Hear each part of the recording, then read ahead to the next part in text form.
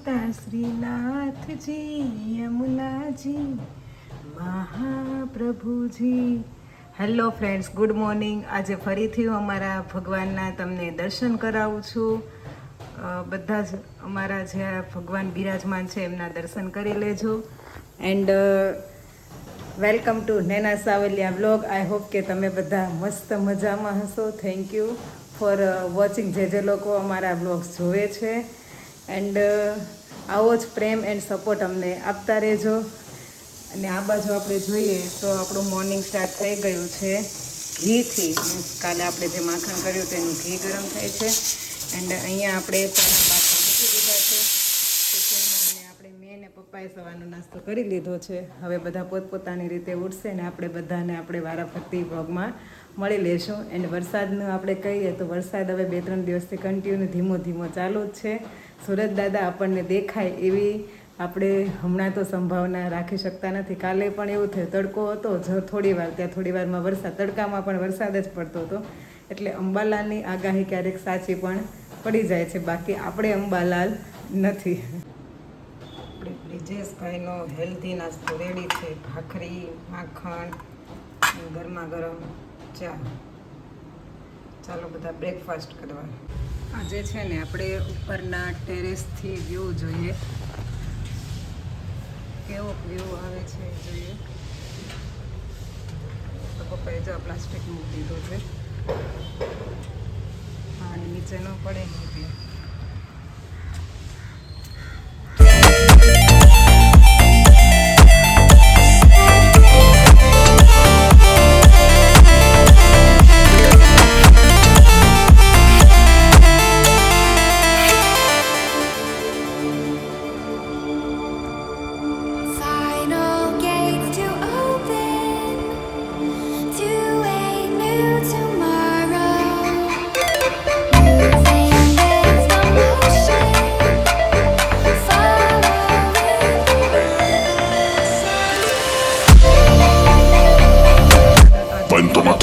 ત્યાં સોલાર નીચે કેટલા બધા બેઠા છે કબૂતર.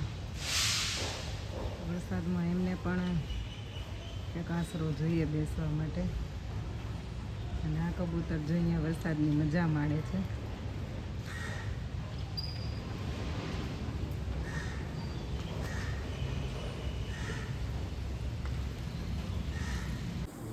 બ્રિજેશભાઈ માટે છે ને આપણે ગુણોથી યુક્ત ભરેલી એવી મોંઘામાં મોંઘી સબ્જી બનાવીએ છીએ. કંટોલાનું શાક અને આપણા માટે ચણાનું શાક.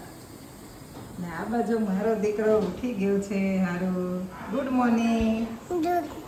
સીતારામ. સીતારામ કરો મમ્માને. જય શ્રી કૃષ્ણ. મમ્માને વાલી વાલી કરો.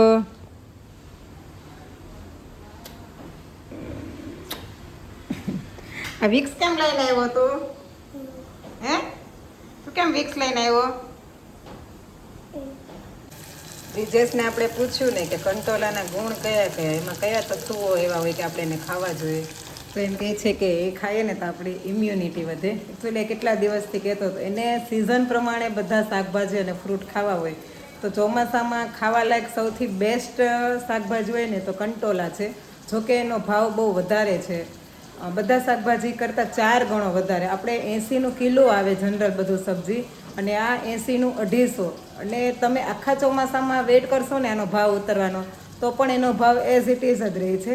એટલે જે લોકોને જો આવા ગુણવત્તાયુક્ત શાકભાજી ખાવા હોય, ઇમ્યુનિટી વધારવા, પ્રોટીન માટે, મીન્સ મલ્ટી જે કહીએ ને આપણે બધા ગુણ આમાંથી આપણને મળી જાય એવું એક આ બેસ્ટ શાક હોય ને તો આ છે કંટોલાનું. એકચ્યુઅલી ઘરમાં બીજાને ઓછું ભાવે એટલે એના માટે જ મેં બનાવ્યું છે. અને મેં કાલે ચણા પલાળી દીધા હતા એટલે મેં ચણાનું શાક કર્યું છે. અને આ બાજુ આપણું ઘી થઈ ગયું છે. હવે બસ અરવિંદને જીગને સૂકી ગયા છે. બધું જોઈએ અરવિંદભાઈ શું કરે. કાલે સાંજના જે કપડાં હતા ને એવું લઈને આવીને તો અરવિંદભાઈ એમાંથી પોતાના કપડાં વીણે છે અને એક બાજુ કરે છે મારા છે એમ કરીને. આપણે આજે કેટલા ટાઈમ પછી હું અરવિંદને આ ખજૂરવાળું દૂધ પીવડાવું છું. એકચ્યુઅલી હમણાં છે ને એને અદરવાળું દૂધ જ પીવડાવતી હતી. હવે આજે ફરીથી ખાલી ખજૂર જ મેં પલાળ્યા છે. હવે ધીમે ધીમે આપણે સ્ટાર્ટ કરશું ને એવું લાગશે તો વચ્ચે ડ્રાયફ્રૂટવાળું હળદરવાળું દૂધ પણ પીવડાવશું. કેમ મારું દૂધ પીવું છે ને? જોઈભાઈ વાટકો લઈને બેસી ગયા છે. બધી બાજુ જો આજે છે ને આરવીનના બેસ્ટ ફ્રેન્ડનો બર્થડે છે, તો એ આરવીનને ચોકલેટ આપવા આવ્યો છે. તો એક ચોકલેટ તો જો આરવીને લઈ પણ લીધી છે. આરવીન, તીથુને હેપી બર્થડે કરો. Happy birthday Tithu, happy birthday. તુમ જીઓ હજારો સાલ. અને આ બાજુ આપણે જિગ્નેશને મળી લઈએ. Jignesh, good morning. Good morning. જય શ્રી જય કૃષ્ણ. શ્રી કૃષ્ણ. શું છે પ્લાન આજનો? કઈ નહીં, ઓફિસે જવાનું. ઓફિસ જવાનું છે. અને હાથનું કેમ છે? આજનું છે એમ થતું આવે છે રેડી. દુખે જ છે ને હજુ? થોડું થોડું. એકચ્યુઅલી જિગ્નેશની ગાડી સ્લીપ ખાઈ ગઈ હતી ને તે દિવસનો એને હાથમાં થોડોક દુખાવો રહી ગયો છે. તો હું તો એને વારા ઘડીએ કહું છું કે તમે ડૉક્ટર પાસે ચેકઅપ કરાવી આવો. હવે આજે ફાઇનલી ડિસાઈડ કરીએ છીએ કે કયા ડૉક્ટર પાસે જવું જોઈએ, કે કેમ છે. માઇનોર જ છે દુખાવો. ગાડી ચલાવીને તો ગાડી એકચ્યુઅલી એનાથી ચલાવાતી નથી, થોડો દુખે છે. તો હવે જોઈએ કયા ડૉક્ટરની વિઝિટ કરીએ. બધું એ જાણે છે. 12 વાગી ગયા છે ને આ બાજુ અરવિંદભાઈ છે ને જેસીબી પર બેસીને રમે છે. દીકરા એ તૂટી જાય, એ ટ્રક જેટલું મજબૂત નથી. ટ્રક ઉપર બેસ જા. જેસીબી પર બેસીને રમે છે. જા ટ્રક ઉપર બેસ જા. ટ્રક ક્યાં છે તારું? અને આ ગાય તોડ નાખી છે ને તો મને એમ કહે છે કે તો આમાં લાઈટ કરી દે. પહેલાં લાઈટ થતી હતી ને, બટ હવે લાઈટ નથી થતી. ઊભો થઈ જા વાલું, એમ ઊભો થઈ જા. ચાલ. અને આપણે આ બાજુ બ્રિજેશને પૂછીએ એનું ફેવરિટ શાક બન્યું છે આજે. તો બ્રિજેશ, કેમ છે તારું મૂડ આજે? આજ તો બ્રિજેશનું મૂડ મસ્ત જ હશે, કારણ કે કેટલા ટાઈમથી કહેતો હતો ને ડેઈલી પપ્પા આવે ને એટલે એને કહે કે મારા માટે એ શાક લઈને આવજો. તો આજે ફાઇનલી એની ખ્વાહિશ પૂરી થાય છે. જોકે એની ખ્વાહિશ ડેઈલી હોય જ છે કંઈક ને કંઈક ખાવાની. તો પણ ડિનરના સીનમાં આજે છે ગાંઠિયાનું, લાઈવ ગાંઠિયાનું શાક, છાશવાળું. મરચાં ચૂકવવાના બાકી છે.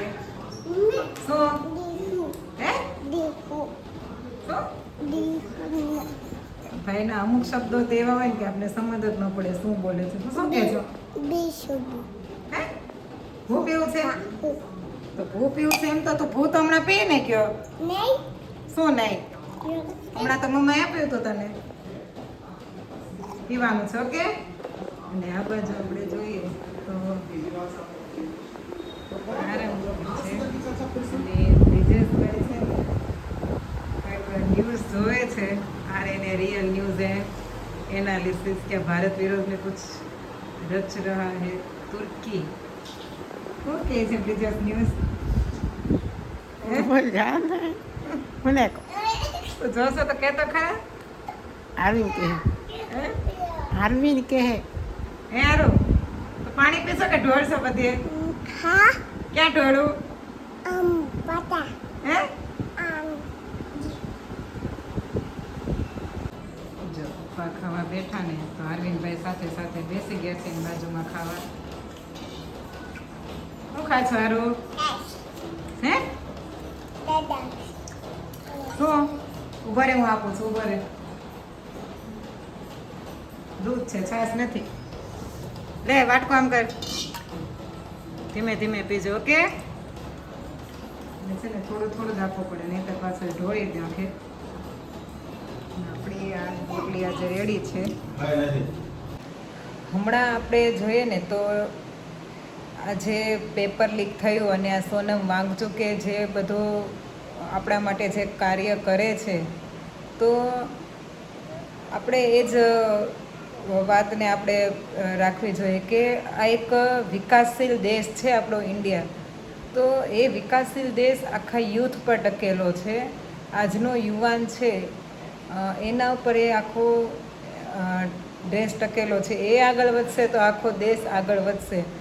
સો આપણે એવા લોકોનો સપોર્ટ કરવો જોઈએ કે જે આપણા માટે સારું કરે છે, સારું ભલું કરે છે. આપણા માટે નહીં પણ આખા દેશ માટે એક સારું કાર્ય કરે છે. અને યસ, આજના વિડીયોનો એન્ડ હું અહીંયા જ કરીશ. એન્ડ હું તમને એક વાત કહેવાની હતી કે હું ડેઈલી કહું છું કે કંઈ કોમેન્ટ કરો. મીન્સ કે મારા બ્લોગ તમે ડેઈલી જુઓ છો તો એમાં કંઈ કોમેન્ટ કરવા જેવું તમને લાગે કંઈ ચેન્જીસ કરવા જેવું લાગે તો યુ કેન ફ્રીલી આસ્ક, તમે કોમેન્ટમાં મને પૂછી શકો છો. મીન્સ ઇન્ટરેક્શન થાય આપણું, કે કંઈ ચેન્જીસ કરવા જેવું હોય તો તમે પૂછી શકો છો. તમારા કોઈ ક્વેશ્ચન આન્સર એવા હોય તો પણ તમે મને પૂછી શકો છો. સો આઈ હોપ કે તમે જરૂર કોમેન્ટ કરશો. And thank you for watching. આવતીકાલે ફરીથી મળીશું એક નવા બ્લોગ સાથે, એક નવા કન્ટેન્ટ સાથે. ત્યાં સુધી આવજો. બાય, જય Shri Krishna, good night, take care.